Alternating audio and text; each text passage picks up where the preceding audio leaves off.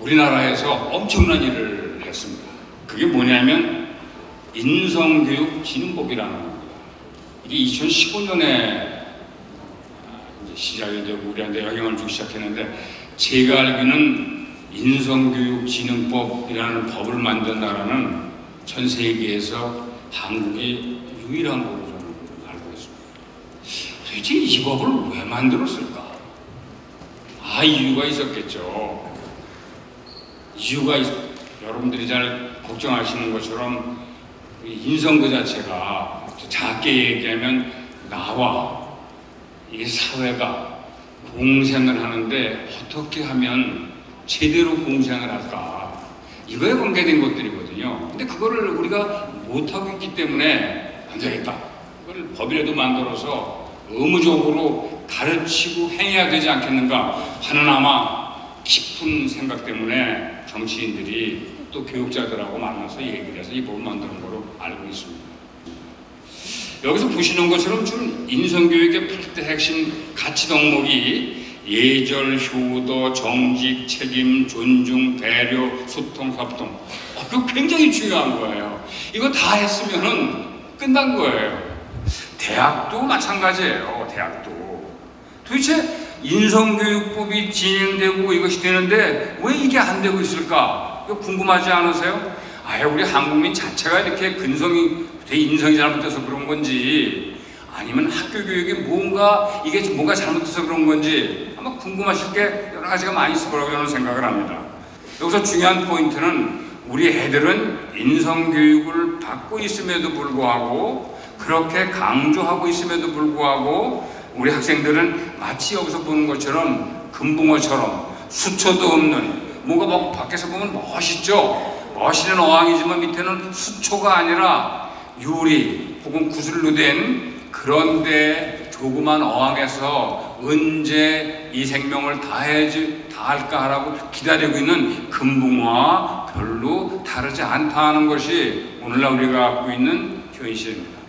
그러니까 어찌 말하면 국어를 가르치고 산수를 가르치고 무엇을 가르치든 간에 학교의 근본적인 기능은 이렇게 물건을 골라내고 갈르고 평갈르고 못 쓰는 거 너는 조그만 거기 때문에 이거 쓸만하다고 보는 게 아니라 너는 상품 가치가 없어 라고 만들어버리는 이런 하나의 분류공장과 별 다른 게 없다라고 하는 거예요. 그러니까 여기서 중요한 거는 인성이 중요한 게 아니라 걔가 이 그물망에 그대로 있느냐, 있어야 하느냐, 또 있게 해라, 없는 거는 쓸데없다, 이렇게 전부 다 낙오가 되는 거예요. 그러니까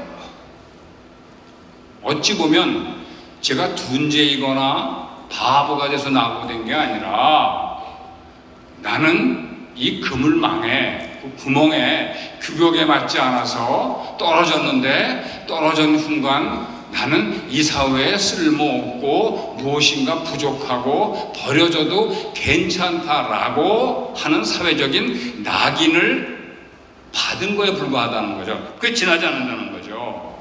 다시 말씀드리겠습니다. 분수, 주제파, 상식만 가져도 되는 거예요. 이 사회는. 이걸 초등학교에서 철저히 함에도 불구하고 이걸 복잡하게 초, 중, 고, 대학원, 그러니까 우리 인성을 어찌 말하면은 초등교육에서 제대로 못 받으면 요만큼 망가져요. 중학교에서 요만큼 더 망가져요. 고등학교에 가면은 한 40~50%가 망가져요. 대학 가면은 60%가 망가져요. 대학원 가게 되면은 70%가 망가져요. 박사학위 받으면은 거의 99%가 망가진 사람이라고 야유를 해도 오늘날 우리 교육실에서는 무리가 없다. 이게 제 이 서생의 이야기입니다.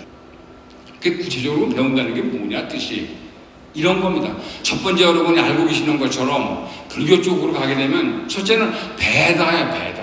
아이를 배다, 새끼를 배다하다는 그런 배다의 뜻이 아주 강하게 들어가 있는 단어입니다. 이 배다는 근본적으로 생명에 대한 존중이고, 생명의 존중을 연결하게 되면 남에 대한 배려고, 남을 이렇게 감싸고 안고 가고 하는 그런 단어예요. 두 번째 또 뜻을 복잡한 얘기도 많이 하면 안 되겠습니다 하면서 두 번째 중요한 거는 바로 우리가 강조하고 있는 것처럼 밝히다의 뜻이 있습니다. 컴컴한 것을 환하게 밝히다. 모르는 것을 알다. 이런 식으로 두 번째 밝히다 그 뜻은 배다의 뜻은 그 배움이라는 뜻은 뭐냐면 우리말로 말하면 학습하다 이 단어입니다.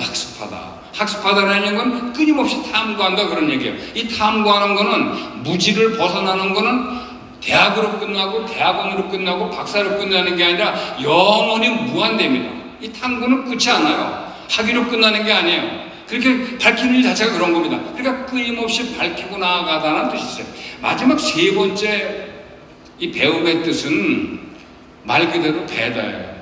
뭐가 배냐면은 흰천의 검정 색깔이 배다할 때 그 배다입니다. 습관을 말하는 겁니다. 근데 오늘날 우리 교육은 그동안의 입시교육은 어떤 거냐면 이 지식만을 다시 말씀드려서 학습에서 강조하는 게 지식인데 이 안다 하는 지식만을 강조하고 입시에서 이것만을 보기 때문에 이거는 비대대로 비대해지고 반대로 생명이니 이런 거는 한 부분을 차지하게 하고 자기 몸 가꾸는 것도 조금 부분을 차지하고 하니까 이건 전인교육이 된 게 아니라 아까 제가 본 것처럼 잘못 이끌어지는 교육인 것이고 이 교육 구조를 계속 가져가고 있는 한 여기서 인성은 불가능한 거죠. 제 아무리 지식을 강조해도 제 아무리 인성에 관한 정보를 줘도 그것만 가지고는 아까 말씀드린 것처럼 사람을 만드는 소위 더불어 사는 공생의 어떤 삶, 공생의 교육 이건 불가능한 거죠. 태어날 때부터 모든 인간은 천재이고 모든 인간은 자기 능력을 개발할 수 있는 그런 힘을 갖고 있고 배움의 능력이 있는데 이렇게 인간의 배움의 능력은 본성이다. 이건 차별받을 수 있는 게 아니다 하는 거를 표현하기 위해서 제가 쓴 단어가 호모 에루디티오라는 단어입니다. 그러니까 인간은 기본적으로 배우는 동물이에요. 배우는 동물이기 때문에 이 배움을 제대로 유지하게 되면 하나의 인성도 제대로 간직되고 그게 꽃이 피는 거죠. 그 얘기를 제가 하고 있는 겁니다. 이 그림이 있는 것처럼 여러분 보시는 것처럼 한준상이라는 몸이 있어요. 우리 부모님이 저를 낳아주신 몸. 이것만 갖고 몸뚱이만 갖고 다니는 게 아니죠. 한준상한테는 이 몸을 지탱하고 있는 마음이 있어요. 이 마음이라는 말이 두 글자니까 하나로 줄였습니다. 마음. 그러니까 한준상이는 아무리 봐도 몸만 다니는 게 아니라 몸하고 마음이 같이 다니는 거예요. 이 두 개가 아무리 부인하려도 같아요. 그러니까 이 두 개를 곱하게 되면 마음이 되는 거예요. 마음. 이 마음이라는 글자 보이시죠? 이게 사전에 안 나와요. 그게 제가 만든 단어이기 때문에 어디 가서 쓰실 적에는 제 얘기를 꼭 인용을 하십시오. 지적인 재산권 때문에도 그런 거니까. 이 마음, 내 몸하고 육체에 걸맞는 내 마음을 같이 갖고 다니는 사람을 우리는 뭐라고 하냐면 정신건강이 강하다고 하는 겁니다. 정신이 강한 사람이다. 그 사람은 이따 또 우리 권교수 얘기하시면 이 개성이 있는 사람이다. 그렇게 다른 말로 표현할 수도 있어요.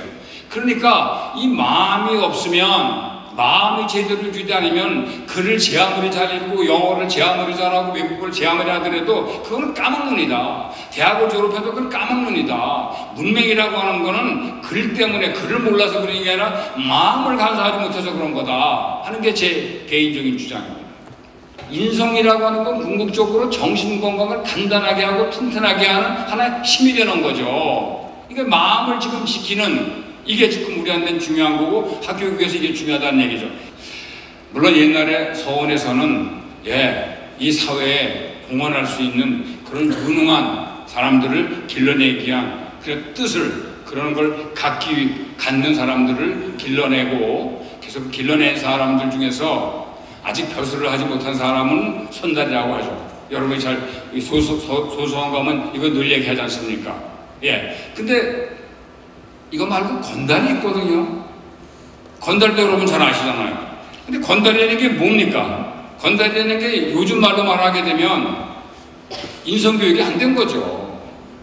학교교육에서 궁극적으로 말하자면 이런 건달을 만들어내는 게 아니라 아직은 이 지라는 말은 꼭 굳이 옛날에는 벼슬이었지만 지금은 직업이라도 얘기하게 되겠습니다.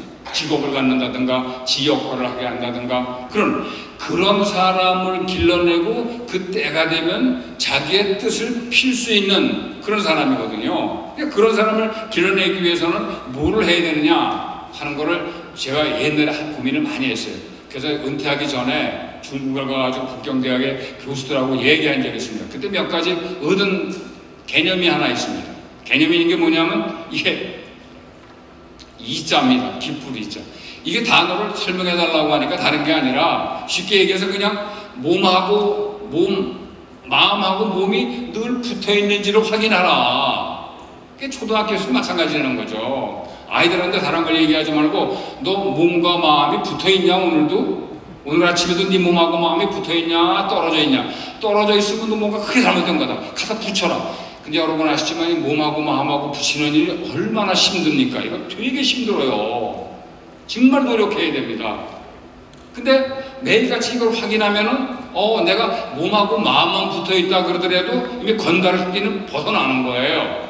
이경보 이거는 제가 아까 말씀드린 것처럼 마음하고 관련되는 겁니다. 마음을 유지하고 내 마음을 내 마음대로 제대로 유지해야만 일을 이 사회에 공헌할 수 있고 뭔가 창의적인 걸 만들어낼 수 있습니다.